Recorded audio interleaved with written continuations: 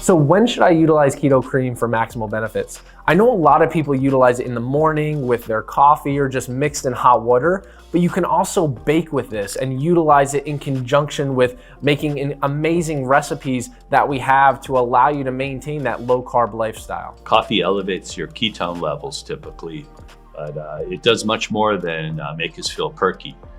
Right away, that's a good thing. Keto Kreme is meant and formulated to increase endogenous ketone production, which is your body's own ketone production. And this is meant to be used in conjunction with other formulas. But beyond that, coffee is one of those products that was demonized, like salt or fat. And people's heads explode when you tell them that fat's probably okay and that you should have another cup of coffee.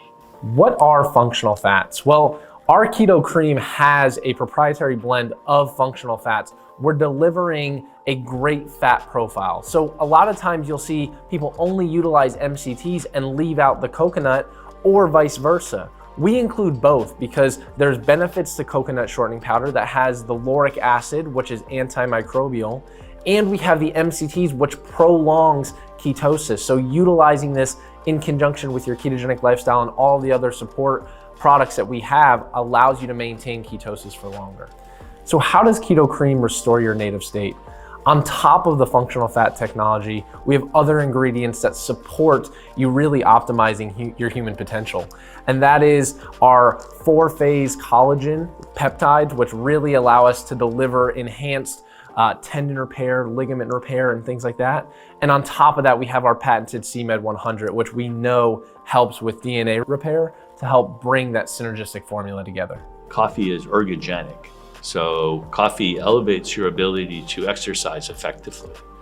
And so athletes drink coffee or they'll take caffeine as a supplement before exercise or before performance.